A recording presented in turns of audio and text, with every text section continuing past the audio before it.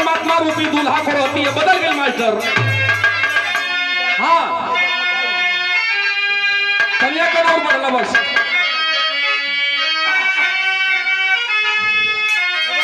अरे रानी मरी, अरे रानी मरी कौन दुनिया में चली गई लू, रानी मरी।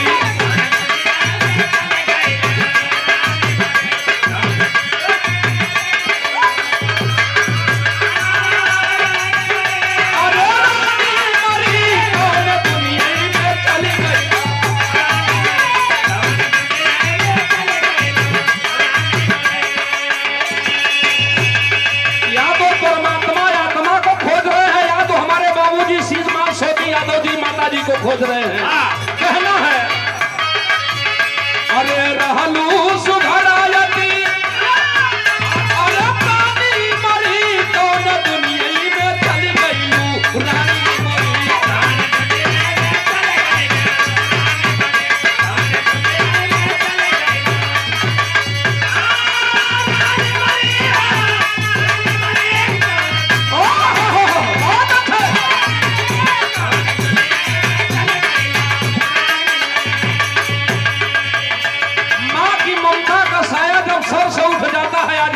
से कोई पूछे कि क्या बीत रही होगी, अगर कहीं से आते होंगे तो कहते हैं कि माँ माई ठीक हो, माई खैलू। माँ से बेहतर इस संसार पर कोई रचना नहीं है उस प्रकृति उस परमेश्वर की। माँ वो चीज है बाबू की स्वयं मौत की गोद में जाकर के जीवन को जन्म देती है। एक पिता अपने बेटे की लाइफ बनाने के लिए अपना सब कुछ बर्बाद कर देता है और वही बेटा अपनी दुल्हन को बाहों में लेकर के सेल्फी लेता और लिखता है my wife is my life. माँ बाप गए भाड़ में, क्या कहना है कि दोनों की टोली बैठी हुई थी। एपीजे अब्दुल कलाम साहब थे, लोग बर्थडे के बारे में पूछ बैठे बर्थडे क्या होता है। कलाम साहब ने बड़ा सुंदर जवाब दिया कि बर्थडे वो चीज होता है जिस दिन बच्चा रोता है और माँ मुस्कुराती है, वो बर्थडे होता है। इसके बाद कोई ऐसा दिन नहीं रहा होगा बच्चा रोया होगा और मां मुस्कुराई होगी, ऐसा हो ही नहीं सकता। कहना है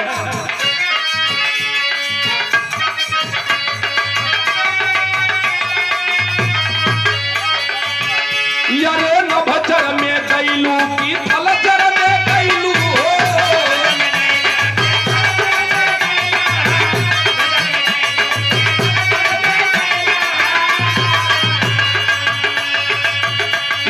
समझ में नया वे की जलचर में गईलू।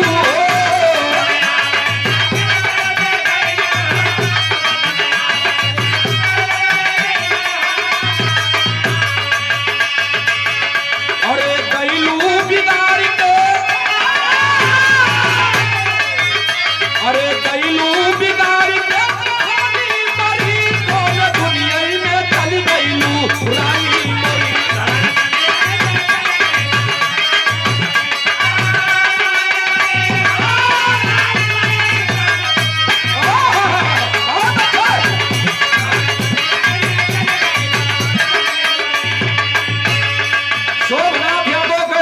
भैया का मनौती हो कि माई मर जाए तो बिरहा गवाई, भाई बिरहा मत गवाया कोई कमाई न मरे।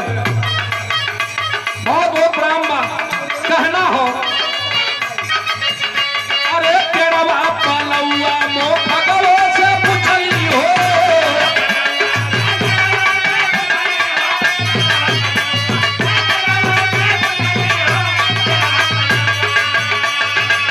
कहो जरा कि थरिया हेरा ले तो लोग गगरी में खो जाला, जबकि संभव ना हो में जाई ना यारे तेरा बाप लौआ मो भगवो से पूछली हो।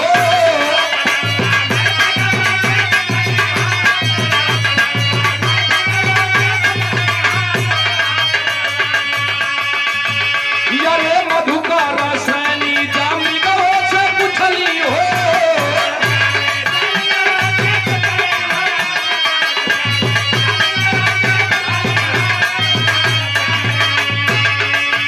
यारे बना बना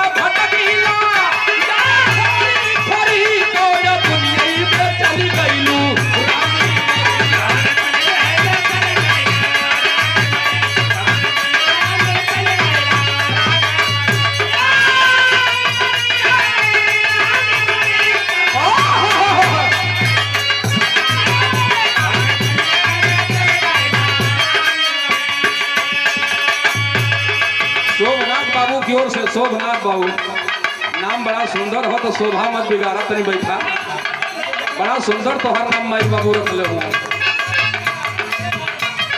तनी आराम करा, हमारे आदत ना हो कि हम दूसरे के गाए, हम तो खुद ही इतना गा डाले कि कऊ रात गावल करम ना हो रही।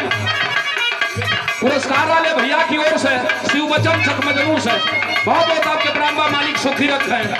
पन पन भटकी ला खोरी खोरी कोने दुनिया में चली गई लू। अच्छा तो दुल्हन कैसन बा?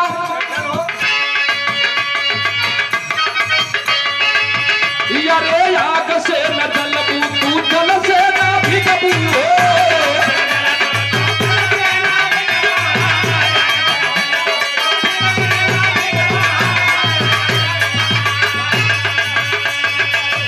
यारे ना कटबू पिटबू ना हवा से दूरबू।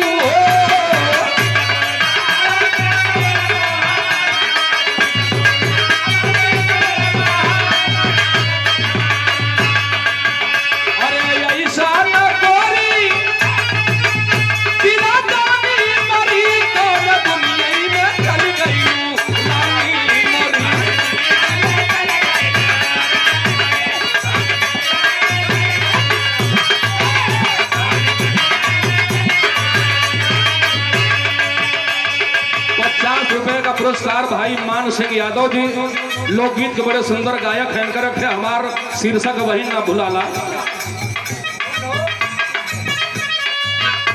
कौन शीर्षकवा रहा पर याद धरा जा, कुटिया कुकरा क्लब स्टोरी ऐसे कुछ रहल।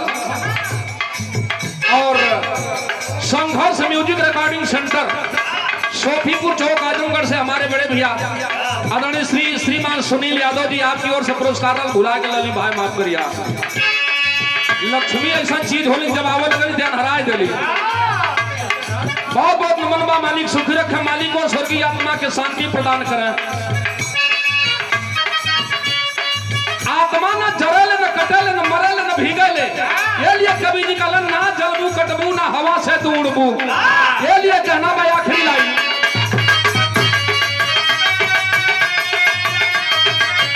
यारे कहे मूर्ति पावन जे पटवा लगाई हो।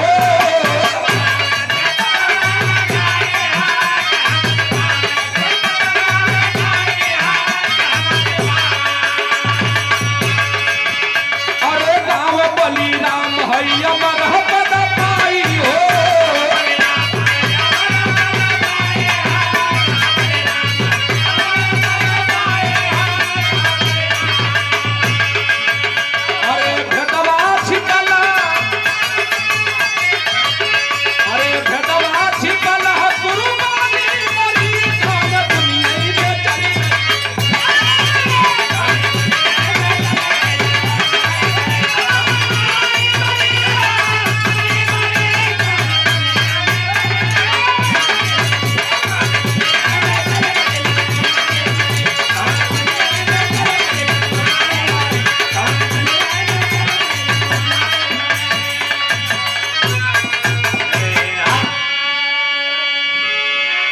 बहुत बहुत प्रणाम। अब हमारे छोटे भाई, समय ना हो भाई,